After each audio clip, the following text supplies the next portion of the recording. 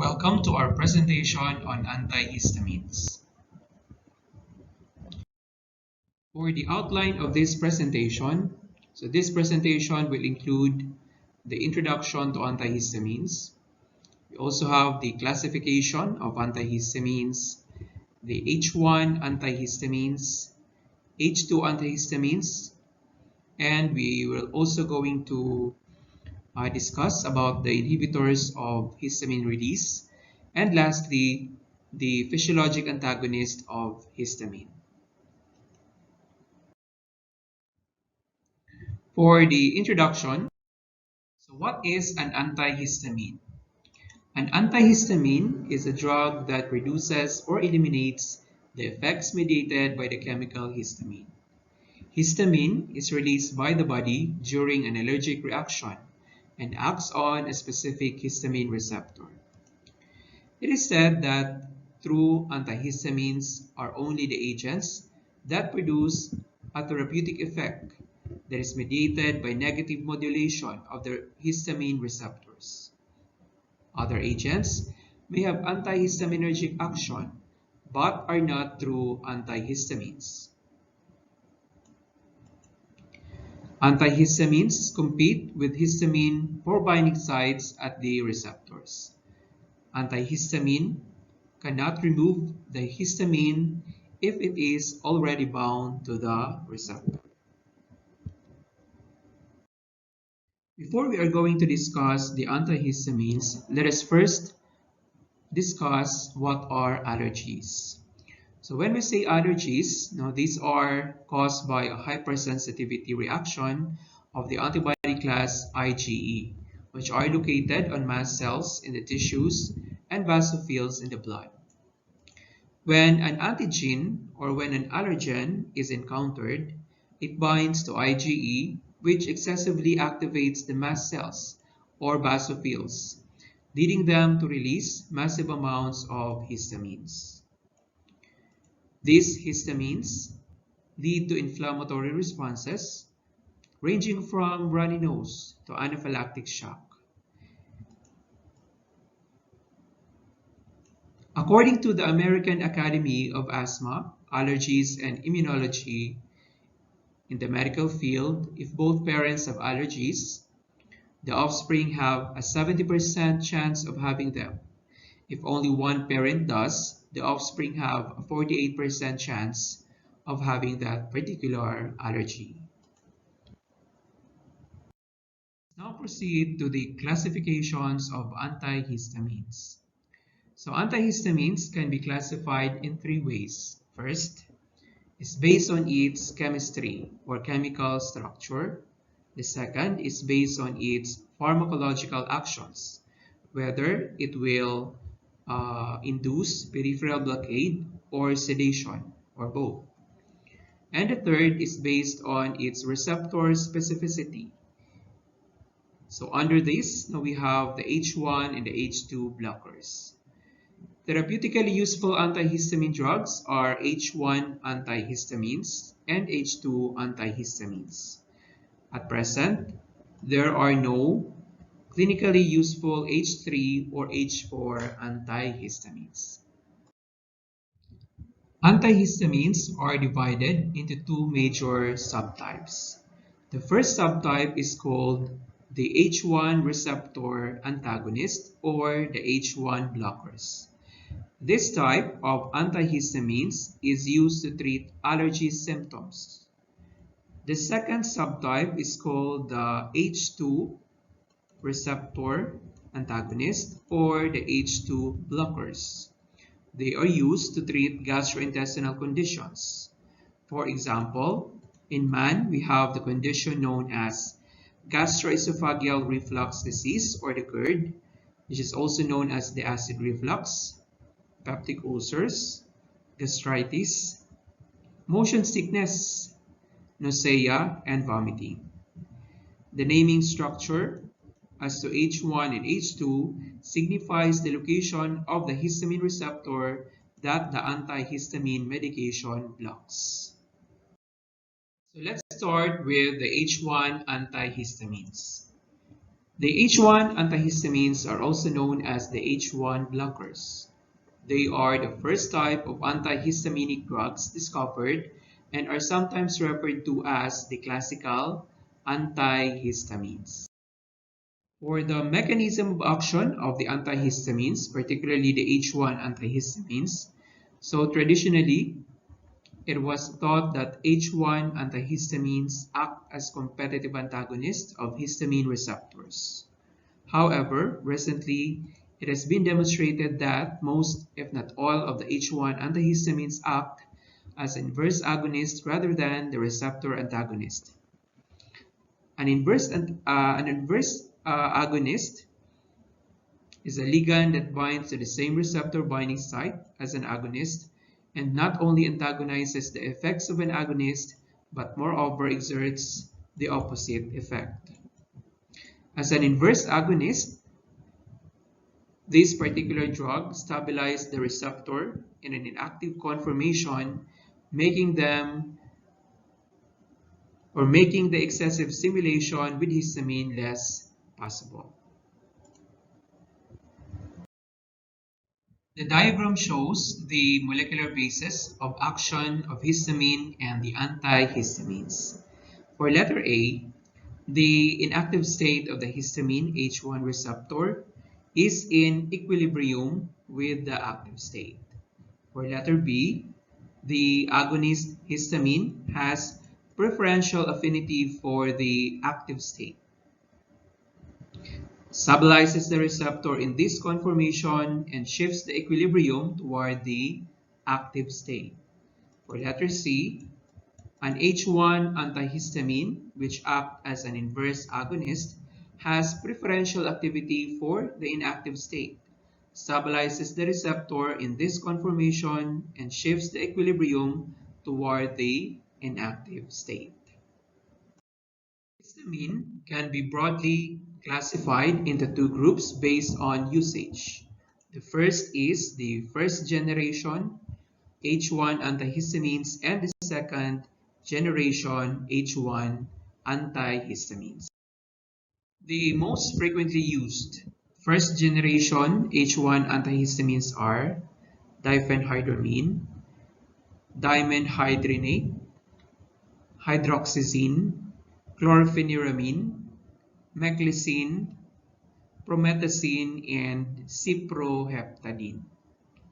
So these drugs are unionized at physiological pH and easily crosses the blood-brain barrier.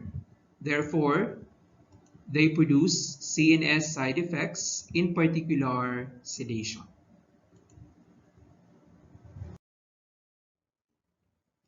The commonly used second-generation drugs are loratadine, with a trade name Claritin, cetirizine, trade name Zyrtec, and phenoxyphenidine, Allegra. So this class of drugs is ionized at physiological pH and is difficult to cross the blood-brain barrier. Therefore, these drugs are non-sedating. For the pharmacological effects of the H1 antihistamines, H1 antihistamines induces relaxation of the contracted bronchiolar smooth muscle. It also induces relaxation of the contracted intestinal smooth muscle, inhibition of the histamine-induced vasodilation and capillary permeability, thereby blocking the formation of edema in wheals, and inhibition of itch sensation by prevention of the stimulation of nerves. It is important to note that H1 antihistamines alone are not effective for the treatment of systemic anaphylaxis because large amounts of other autocoids are released during anaphylaxis. For the other pharmacological effects of H1 antihistamines, so H1 antihistamines can produce sedation. Sedation is a common effect of first generation H1 antihistamines, but it does not correlate with their potency for inhibiting the H1 receptors. Sedation may be desirable or undesirable, and it can be expected to be an additive effect to other CNS depressants. Another pharmacologic effect of the H1 antihistamine is that it has anti-muscarinic effects. The anti-muscarinic effects are prominent for some H1 antihistamines, for example, the diphenhydramine and promethazine, which decrease secretions and relax the smooth muscles. H1 antihistamines can also produce anti-motion sickness or anti-emetic effects. So this effect is due to the inhibition of the histaminergic signals from the vestibular nucleus to the vomiting center in the medulla. All the H1 antihistamine have this effect, but some of them, such as the diphenhydramine, dimenhydrinate, and meclizine, have more potent anti-motion sickness or anti-emetic effect than others in the group. So this diagram shows the classification of the H1 antagonists, H1 blockers, or the H1 antihistamines. So we have here examples of drugs under the first generation H1 blockers and the second generation H1 blockers. For the first generation H1 blockers or H1 antihistamines, they are classified whether they can produce a marked potential for sedation, or whether they are used to treat motion sickness. Now, for example, chlorpheniramine is mainly used for their sedative effect, for producing sedation. The same is true for doxylamine and promethazine. On the other hand, those H1 blockers that are mainly used to treat motion sickness include cyclizine, dimenhydrinate, and meclizine. We also have those H1 first generation H1 blockers that are used for both purposes. So for example, we have diphenhydramine. Now they can be used to produce sedation for the patient and to treat motion sickness. The same is true for hydroxyzine. So these are some examples now of the first generation H1 blockers. For the second generation H1 blockers, so they are also classified as to whether they can cause a weak sedation or they are totally non-sedating. So example of the second generation H1 blockers which have a weak potential for producing sedation are we have here the acrivastine and the cetirizine. We also have those second generation H1 blockers that are non-sedating. So example of this are disloratadine, fifoxyphenadine, and the loratadine. So this table shows the examples of the first generation and the second generation H1 antihistamines. So for the first generation antihistamines, so since we said that the first generation antihistamines now can produce sedation because they can cross the blood-brain barrier. So one of their side effects is that they can cause sedation. The sedative effect of the first generation H1 blockers can be classified according to their potency to cause sedation. So we have here those group that are considered to be most potent or highly sedative. We also have those first generation H1 blockers that are moderately sedative, and we also have those that are less sedative. So for example, the first generation H1 blockers that are considered to be highly sedative are diphenhydramine, dimenhydrinate, hydroxyzine, and promethazine. For the second generation antihistamines, So these are the main pharmacological effects of these second generation antihistamines. So they are mainly they could be mainly anti-allergic, or they can be used to treat vertigo or migraine. So we have here those second generation H1 blockers that are mainly anti-allergic. So examples of this are we have here the levocetirizine, loratadine, disloratadine, and the fexofenadine. For the second generation H1 blockers that are mainly used as an anti-vertigo or anti-migraine, we have here the flunarizine and the cinnarizine. For the therapeutic uses of the H1 antihistamines, the H1 antihistamines are used for the treatment of patients with allergic conditions and to reduce or ameliorate the effects due to histamine. The conditions benefited from H1 antihistamines include urticaria and pruritus, allergic reactions to drugs, and anaphylaxis.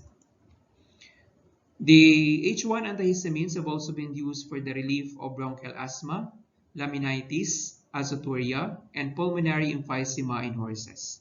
So when we say azoturia, that is a condition of horses that causes stiffness and pain in the muscles of the hindquarters and back, and the production of dark-colored urine containing myoglobin. It has also been used for bloat, acetonemia, gangrenous mastitis, metritis, and retained placenta. Also for dermatitis, pruritus, and eczema. Prevention of motion sickness. So diphenhydramine, dimenhydrinate, and meclizine are considered to be more effective in preventing motion sickness than other H1 antihistamines. It has also been used for the induction of sedation. Promethazine and diphenhydramine are considered to be more effective or more potent in inducing sedation. So for the dose and route of administration of the antihistamines for small and large animals, please refer to the veterinary references. The pharmacokinetics of the H1 antihistamines. The pharmacokinetics of a vast majority of H1 antihistamines have not been studied in domestic animals. Most information is derived from humans. All H1 antihistamines are effectively absorbed following oral administration, and the Tmax, or the time to plasma concentration, is about 1 to 3 hours. All H1 antihistamines that have been studied for PK are well distributed and are bound by plasma proteins more than or equal to 60%.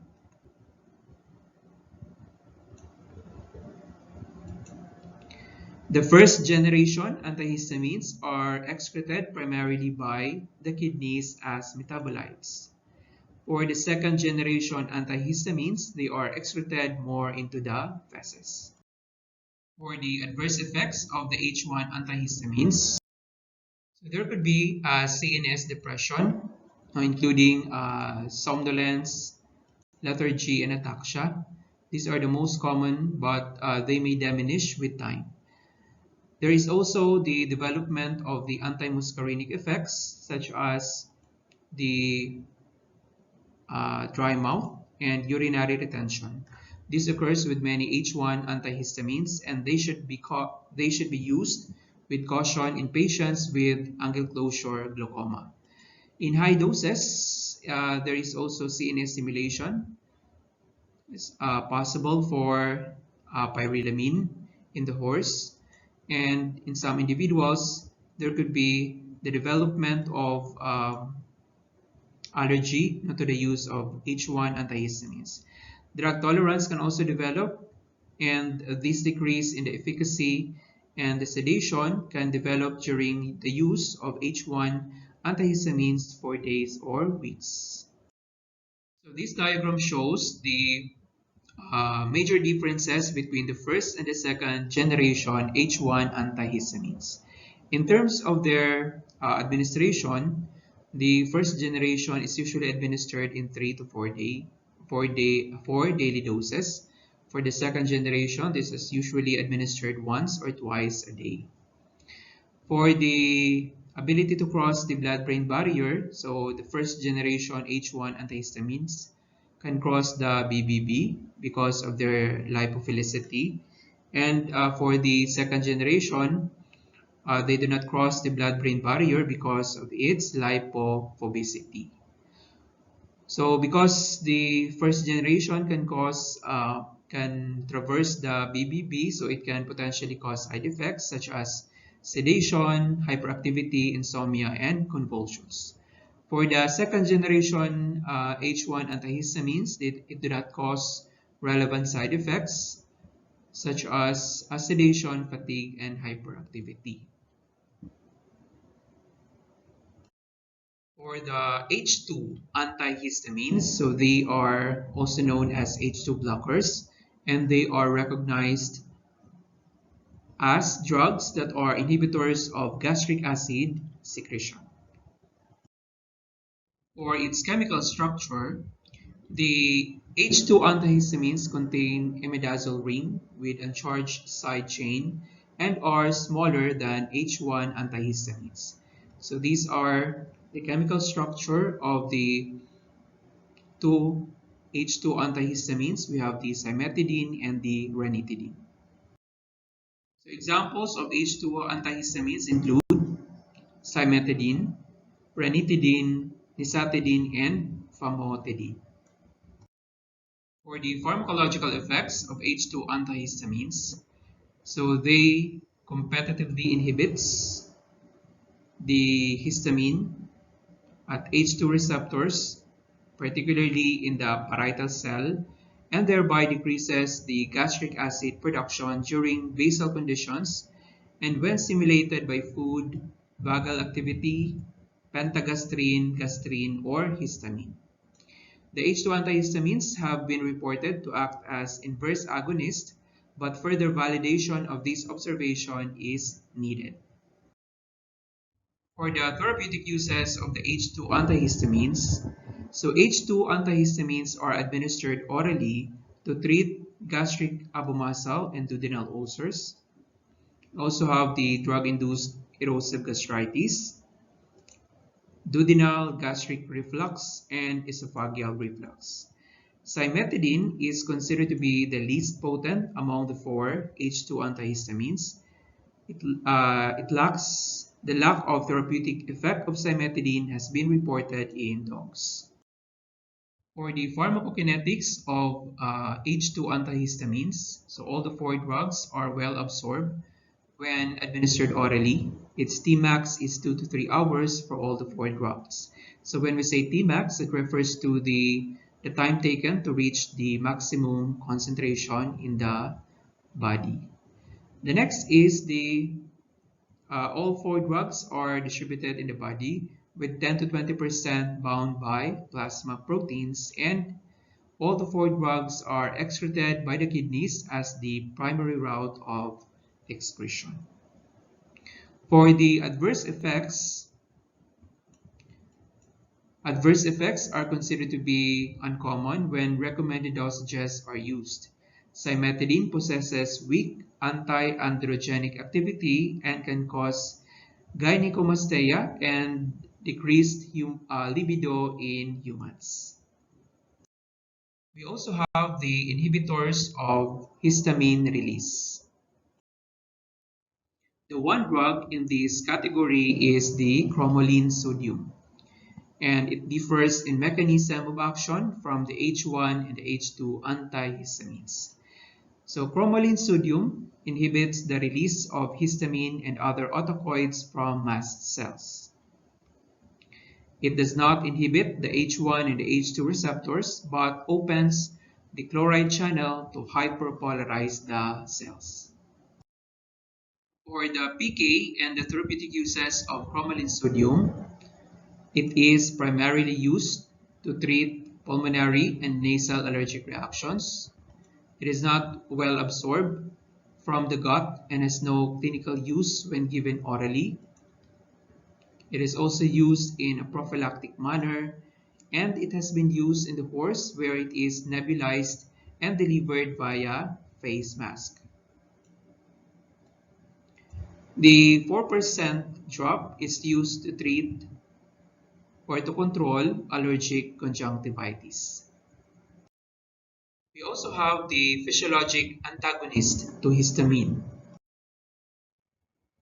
The sympathomimetic drugs, for example, epinephrine, phenylephrine, phenylpropanolamine, and ephedrine, antagonize the actions of histamine by antagonizing histamine's physiological function.